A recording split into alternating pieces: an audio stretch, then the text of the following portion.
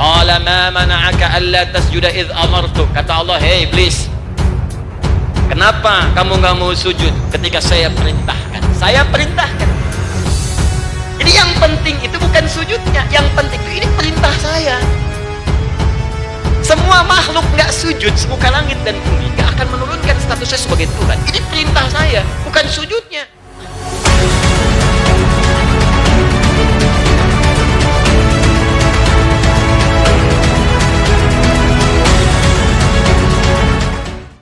Kata Allah, laisal birra an tuwallu wujuhakum qibala al-masyriqi wal maghrib. Hei, keimanan yang benar itu bukan persoalan ngadap timur dan baratnya. Bukan persoalan Masjidil Aqsa dengan Masjidil Haramnya. Persoalannya taat tidak pada perintahku. Ini perintah saya. Walaupun saya perintahkan ngadap ke Masjidil Haram, ngadap karena saya yang perintahkan. Kalaupun Allah ngadapkan perintah ngadap ke Kelapa Gading, ngadap semua. Bukan karena Kelapa Gadingnya, bukan karena tanah kusirnya, bukan tanah sucinya, bukan Mekah Palestinanya, tapi ini perintah saya. Jadi esensi dari ibadah itu taat kepada Allahnya, bukan tempatnya. Toh nggak ada Ka'bah di bumi pun kalau Allah perintahkan sholat, kita sholat juga.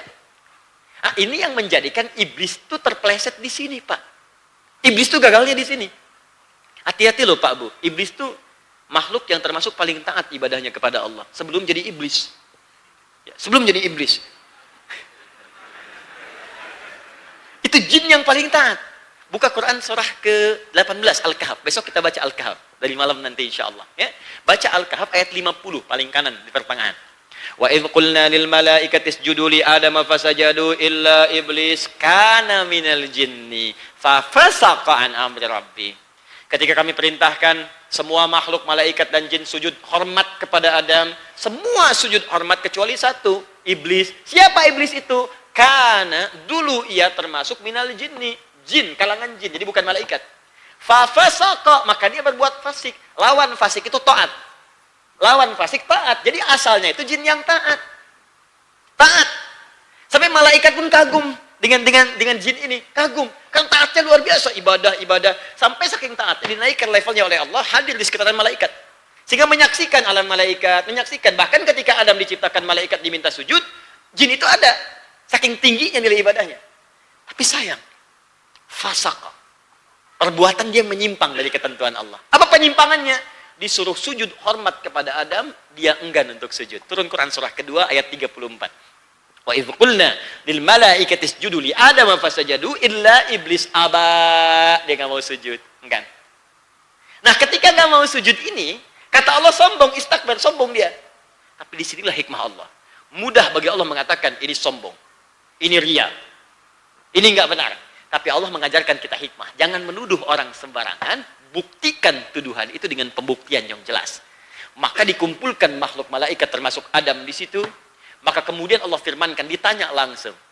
Quran surah ke-7 ayat 11, 12, 13. Buka ayat 12-nya. Qala ma mana'aka alla tasjuda idh amartu. Kata Allah, hei iblis, kenapa kamu enggak mau sujud ketika saya perintahkan? Saya perintahkan. Jadi yang penting itu bukan sujudnya, yang penting itu ini perintah saya. Semua makhluk nggak sujud, semuka langit dan bumi nggak akan menurunkan status saya sebagai Tuhan. Ini perintah saya, bukan sujudnya. Adam tuh nggak penting bagi saya, kata Allah. Yang penting ini perintah saya. Kenapa kamu langgar? Tuh teman-teman.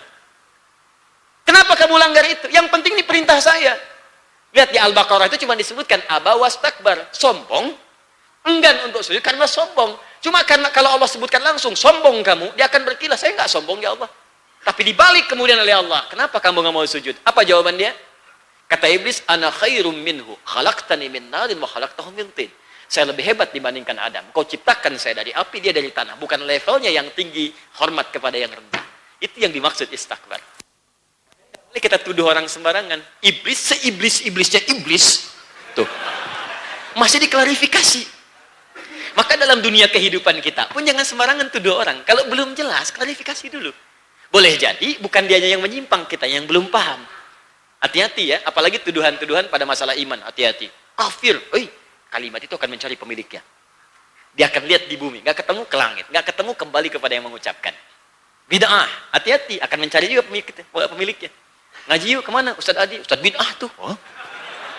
Tapi kita maafkan, kita doakan baik, insya Allah. Jelas ya? Jadi ketika Yahudi tadi menyoal ahli kitab, Allah turunkan ayat. Ini yang penting bukan timur baratnya. Bukan masalah Baitul Maqdis Masjidil Haramnya, ini perintah saya kata Allah. Kalau kamu benar-benar perintah ini ditaati, kamu benar-benar yakin dengan saya, maka ini saya turunkan bagaimana cara menguatkan iman kamu supaya nggak seperti itu cara berpikirnya. Jadi orang Yahudi tadi berpikirnya, ini saya pengennya Baitul Maqdis aja. Tidak, ini perintah saya. Kalau kamu ingin memperbaiki cara berpikir kamu, ini saya turunkan kata Allah, cara menguatkan iman kamu kepada saya, yang kalau kamu amalkan ini, maka imanmu akan kuat, takwamu akan meningkat, dan kamu akan jadi orang sebenar-benarnya beriman dan takwa. Paham sampai sini?